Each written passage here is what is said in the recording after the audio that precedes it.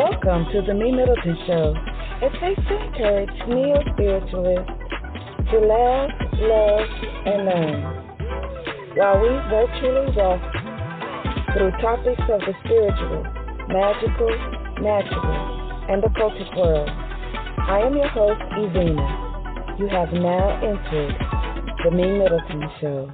Welcome back to the MeMyddleton Show, and in this episode, we're going to talk about Ancestors Don't Like You.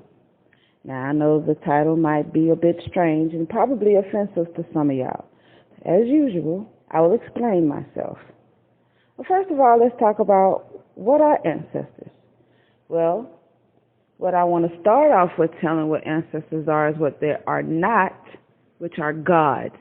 Some of y'all folks that practice monotheistic religions, or, Christianity, Mohammedanism, Judaism, some of y'all think that because those of us who practice ancestor veneration, y'all think that we think that the ancestors are gods.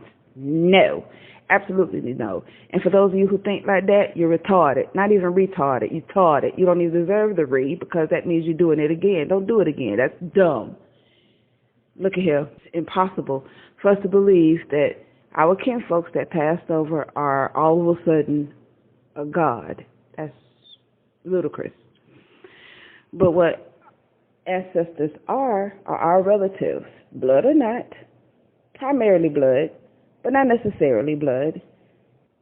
People who once lived here in the flesh, who passed away and have ascended to the realm of the ancestors, who can now assist us in the physical world. They have greater abilities without their bodies.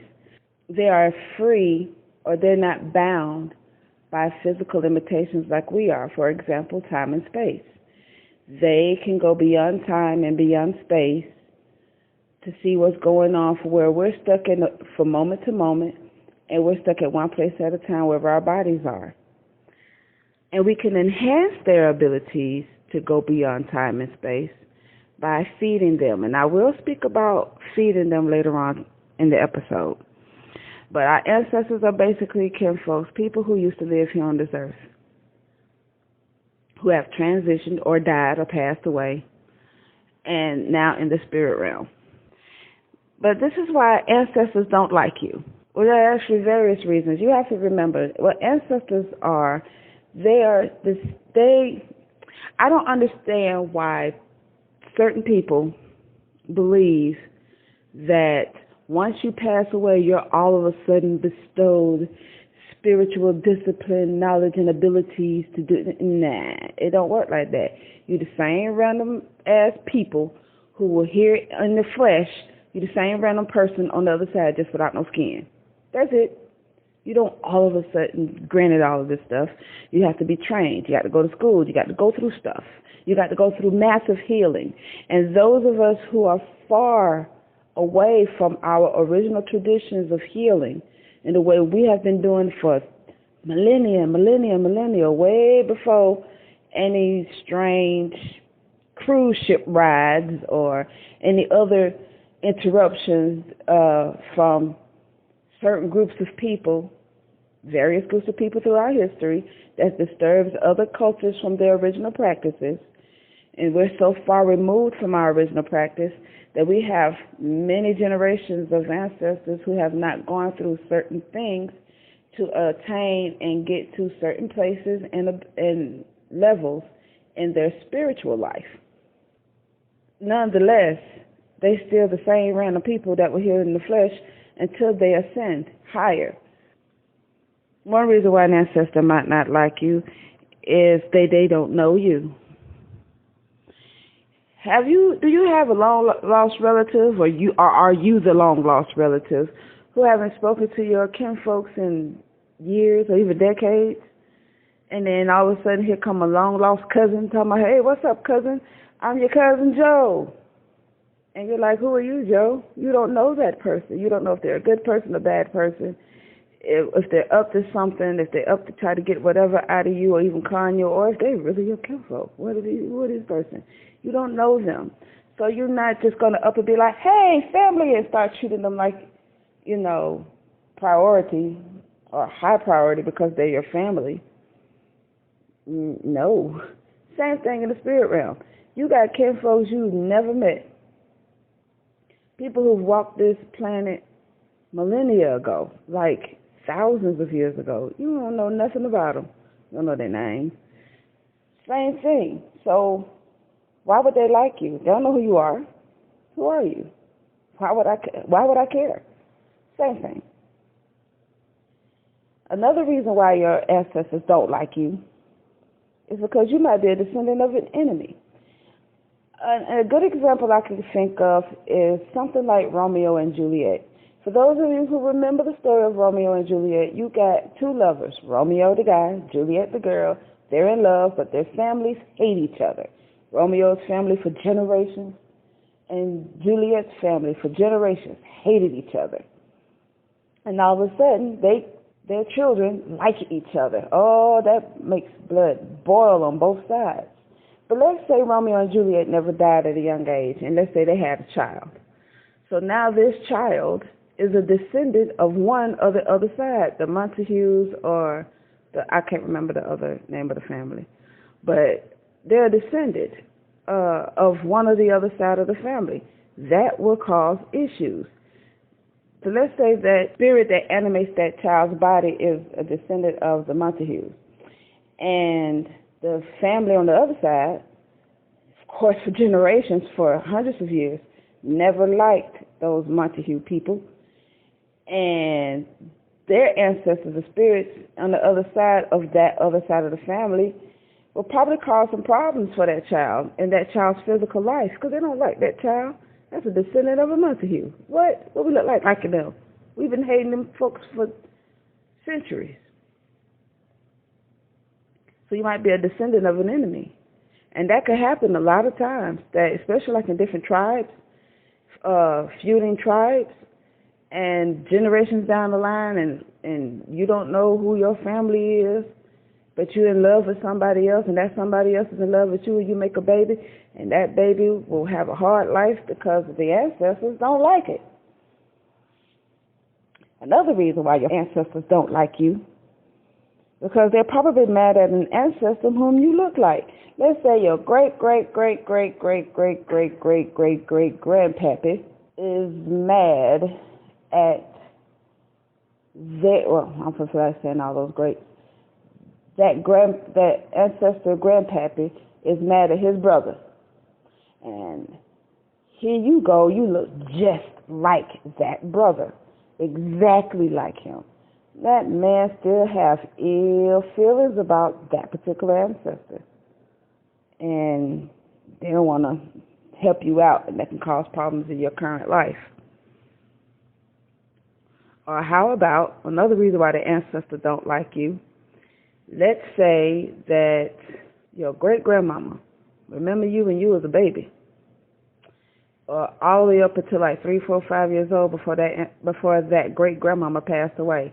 But that great-grandmama treated you like crap. She don't like you for whatever reason. Energies didn't mesh. I don't know. She didn't like you. She was just a hateful person. And then she passes away.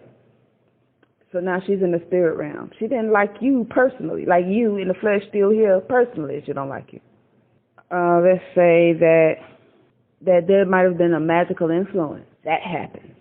Like some random witchcraft person, witch, wizard, magi, shaman, priest, whoever, Polero, whomever, decided that they want to put a curse on a kinfolk of yours that makes them do crazy stuff, and one of which is to not like you all of a sudden. Well, that spell is not broken. Probably lasted even well into their death. It's not like magically broken because they died. It might still not like you because it was never broken and it's still an influence over you. That's a thing. Or it might be something you did. You did something you ain't had no business doing, and your kinfolks did not like it, dead and or alive. Ancestors witnessed you doing something you had no business, and your live kinfolks who are here witnessed you did something and they pass on. They still don't like what you did. You did something specific and they don't like you. So all of these different reasons of why your ancestors don't like you. Now, what should we do? There's a lot of misconceptions that just because they're your kinfolk, every last kinfolk that's an ancestor love and adore you and holds you tightly and holds you dear. No, baby. Just like you got some kinfolks you can't stand now, that's alive. That's with you in the flesh, along with you right now. You can't tell me that everybody has that one family member they don't like or they disapprove. It happens. Same thing in the spirit world. There's somebody in the spirit world that don't like you.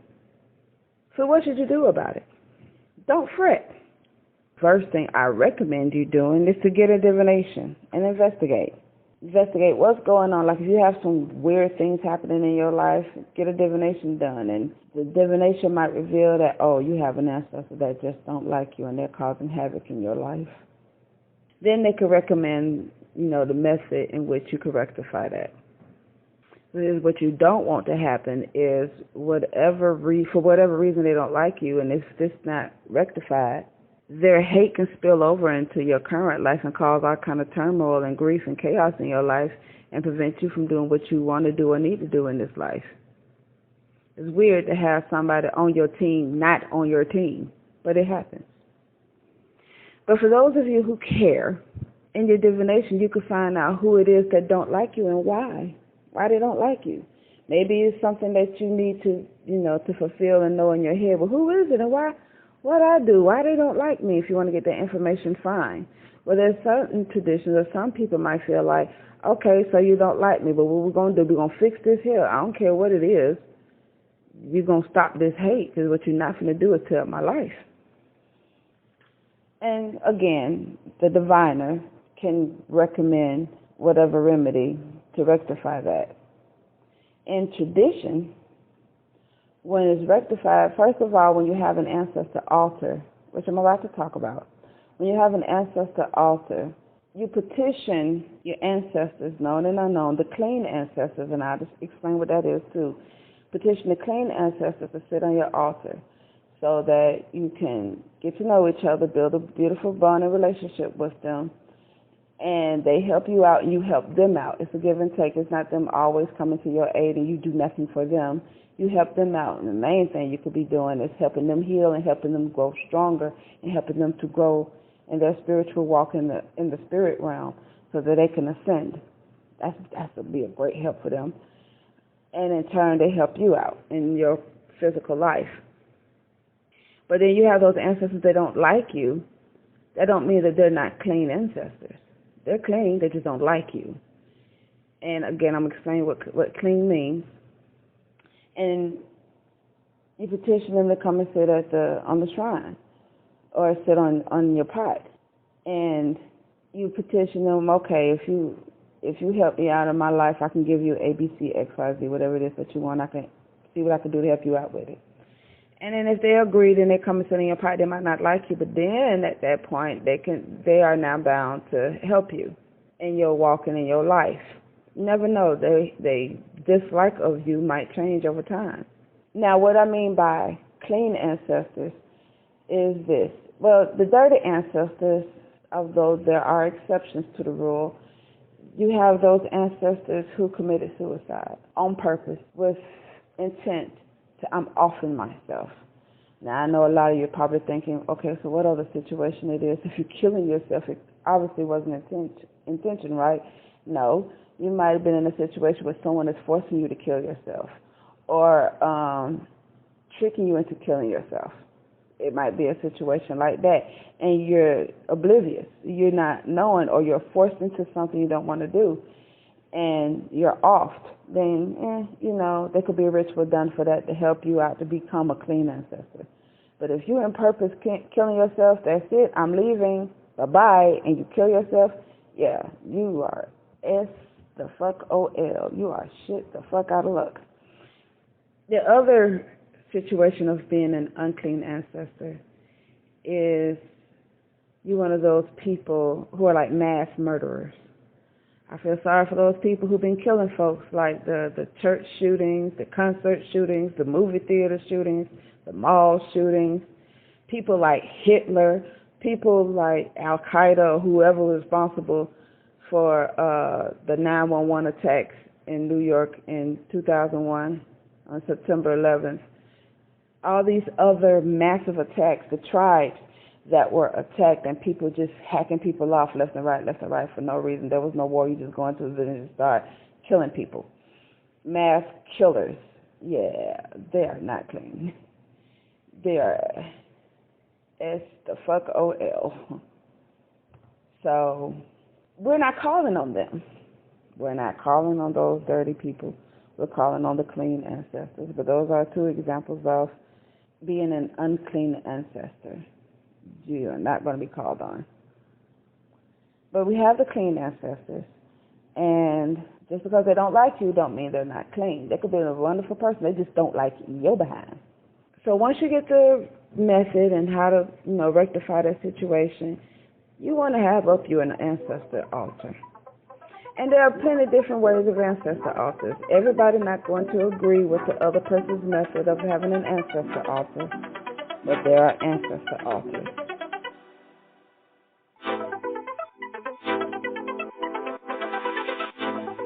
Are you enjoying this episode? Do you disagree with the information? Are you confused about something you heard here? Don't be shy. Leave a question, comment, concern, or even a suggestion below, and I'll be more than glad to read them and respond accordingly.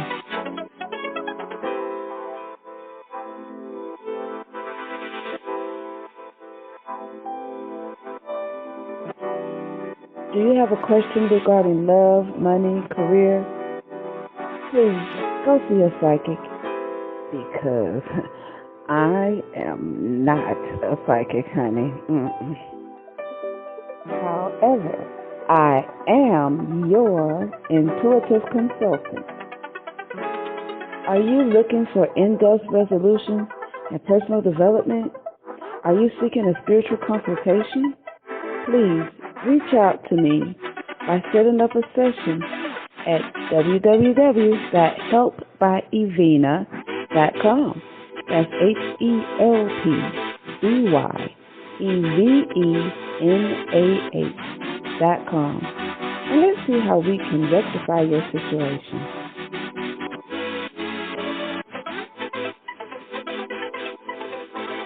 Now, like I said, there are different types of setups that you can have for your ancestor shrine or altar. And here are the various types that you could do. Now, since MeMyddleton Show deals with the neo-spiritualist, what you can do is just have an ancestor altar. And your altar will be a table with a white cloth, pictures and names of your known ancestors in a frame. You have you some cool water or their favorite beverage, some of the ancestors that you know what they like to drink, or their favorite thing, like you might have an ancestor that had a favorite cigar or a favorite drink, like I said, or a favorite perfume or cologne. And you have food out. When you eat, they eat. And you don't have to fix them a whole big old plate like it's a bunch of them you feed. And you can have a very small portion like you're feeding a little baby, that kind of portion. A little scoop of this loose food, little piece of meat, a piece of cornbread, piece of bread, or whatever that you're giving them. It have to be a full plate. A white candle, some incense, and a holy book.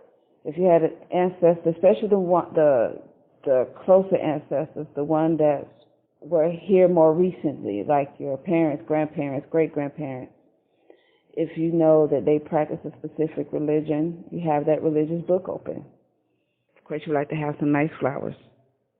And in some cases, people incorporate using ancestor money. Now, what is an ancestor money?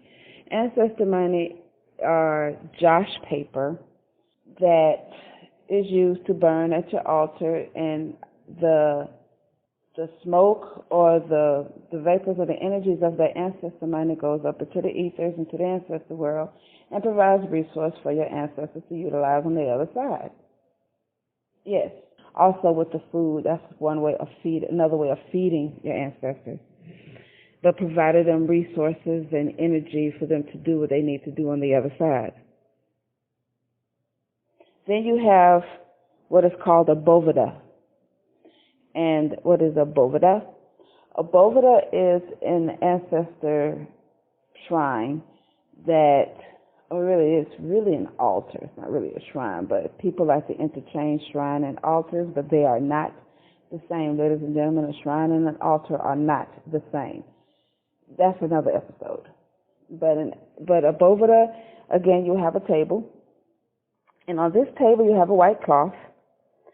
And you will also have 7 or 9 clear glasses of water, with one of the glasses being bigger than the other 6 or 8 glasses. It will be in the middle, and the other glasses will surround it. You will have a large crucifix sitting on top or inside of the larger glass that's in the middle. You will have a white candle, like a vigil candle. You will have white flowers. You have pictures and names of the clean ancestors, or in certain traditions they call them the good ancestors. Because the clean ancestors, they probably were crackheads. They didn't hurt nobody. They were just on drugs. But in certain traditions, they're not noted as good ancestors. They're not going to call on a crackhead to help them out. Personally, I will, because crackheads have some amazing abilities and amazing resources and work very diligently to get what they want. So that's personal preference, personally. The white flowers, the pictures of and pictures and names of their ancestors. The 7 African powers. The 7 African powers are the 7 Orishas, or, some of the saints that associated with or similar to the 7 African powers. You can Google who the 7 African powers are, and it kind of varies, but the main ones are Obatala, Shango, Yemoja, Oshun, Ogun, Ilegua or Eshu, and Oya. But Oya is kind of interchangeable with somebody else like Ochosi, or some other 7th deities. That I've noticed that kind of interchanges. But those are the 7 African powers, and I know you're like, who are these names, these words you're mentioning? These are the Orishas. So look up Google the 7 African powers. You can have a picture of them, or you can have like little figurines of the 7 African powers. Start off with a picture. If you can get you little figurines, wonderful. But start off with the pictures of the 7 African powers. And again, it might translate to the Catholic saints. The correlation between the 7 African powers and the Catholic saints are as follows. You have Ilegua or Eshu, the Orisha, and the way opener or messenger version of him is Niño de Atocha. And the quote-unquote trickster version of him, you have the Saint Anthony of Padua. For Obatala, you have the Saint Mercedes. For Ogun, you have Saint Peter. For Oshun, you have Caridad. For Shango, you have Barbara. And for Yemoja, or Yemaya, or Yemaya, you have Regla. Now, I've seen pictures and figurines with the 7th African power being interchangeable. It's either Oya, or Chosi, or Orula. Today, I'm going to give you Orula, whose saint is Francis. Now, if you want to look at Oya, the saint for her is Candelaria. And the saint for Ochosi is Norbert. That is the correlation between the Orishas and the Catholic saints. You also have some offerings and your prayer, the paper on prayer on a piece of paper that you will have on your boveda. So now you have the type of ancestor shrine. The next one I want to talk about is the one that's on the floor, your shrine. And your ancestor shrine, especially in the tradition of Ifa, you will have on the floor an ancestor pot or a vessel, clean and consecrated. And it has to be consecrated by a leader, a spiritual leader, a priest of sorts, especially if you're doing it out of an African tradition where you have to have your pot, it got to be consecrated. You just can't get no random pot, put it there, clean it out with some soap and water, and put it there saying, voila, I got me an ancestor pot. Because, again, you don't know what energy is going to be in that pot. And just like in episode 4 of the MeMyddleton Show, where I spoke about Jack the Hacker of 1821, you thinking that you're praying to the ancestors, and it's some random other ancestor that ain't none of your kinfolk that got nothing to do with you, that's helping you out, and you want to care. You don't want to be just having just any random spirit in that pot. That pot that will be consecrated by a leader, a priestess, they will put natural elements in that pot and other secrets in that pot because of the nature of Ifa and the tradition of how to set up an ancestor shrine and what goes in these. That's sacred information, so I'm not passing that out. But what you're not going to put up there is, I think I like an acorn because this acorn is so beautiful, or this feather is so beautiful, and I'm going to put it on my altar, my shrine. Don't do that. Don't do it. Don't do it. You also have some water. You will also have some food, flowers, candle, and you will have ifun. What is ifun?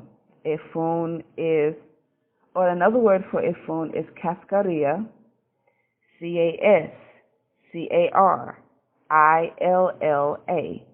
What it is just grounded up eggshells. It's used for protection.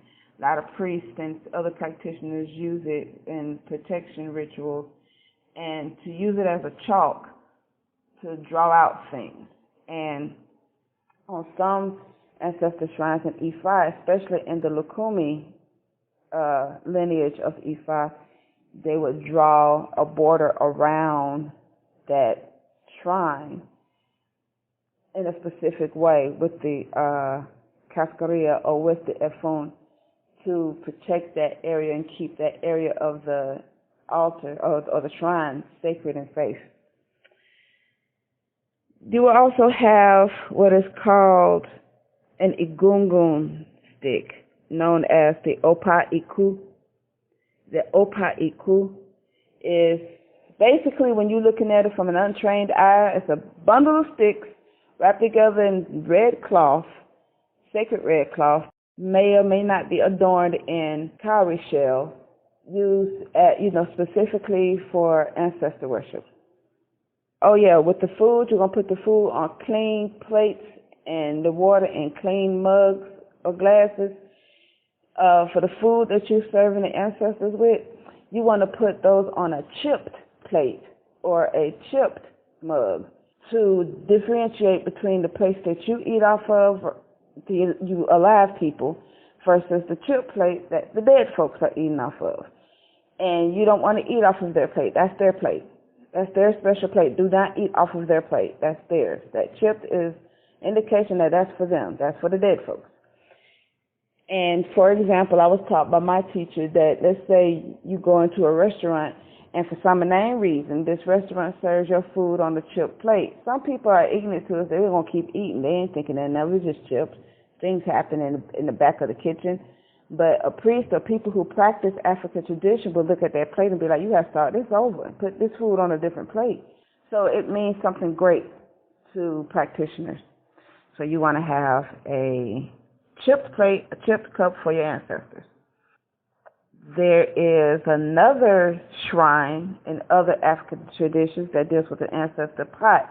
Looks like a big old cauldron, not a big old cauldron, but nice little sized cauldron that has specific ingredients. I'm not going into the ingredients because it's specific per family, per person who's holding this pot, who is the keeper of this shrine.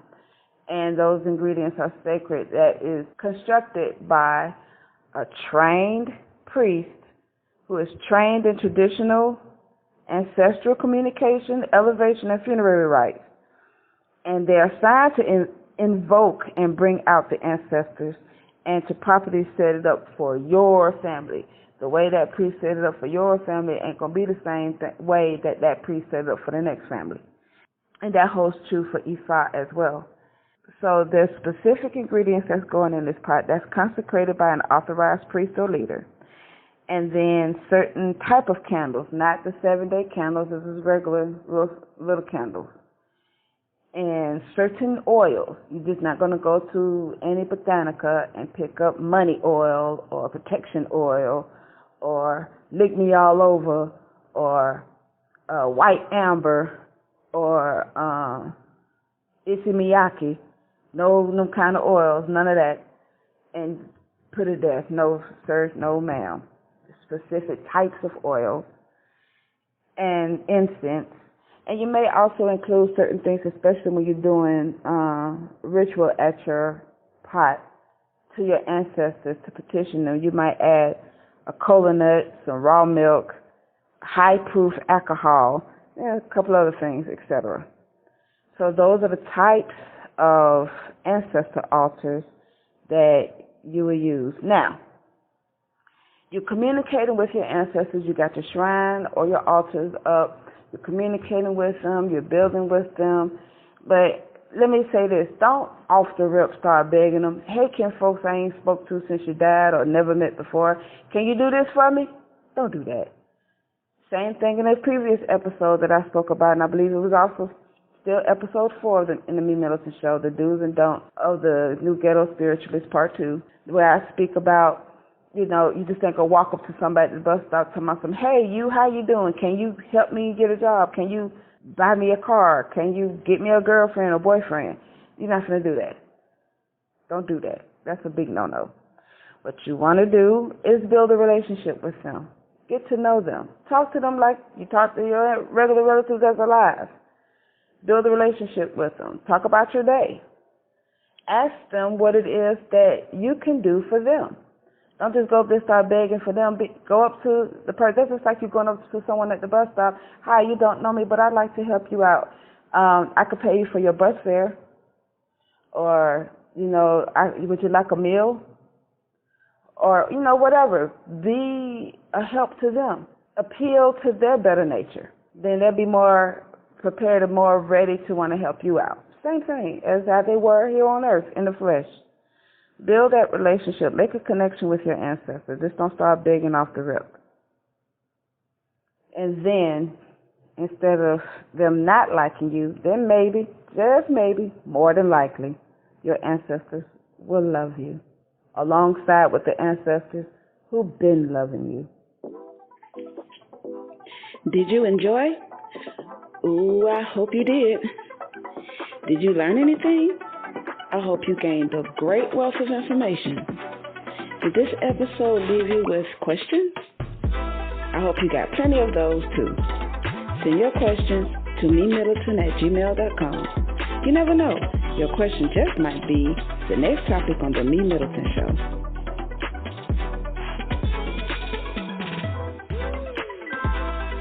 What would you like to see on the MeMyddleton Show?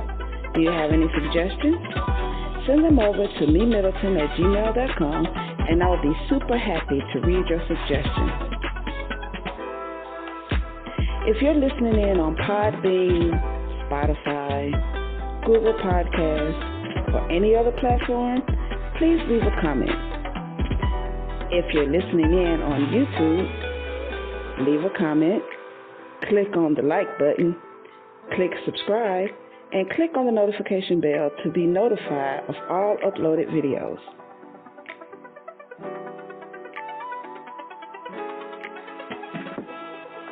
Check out my website at www.helpedbyevina.com. That's HELPBY MeVenah.com. View merchandise, get a consultation, and listen to all episodes of the MeMyddleton Show. And remember, proper prior planning practically promotes persistent productivity and proud, pristine performances. Now, go practice your craft and perform. Until next time.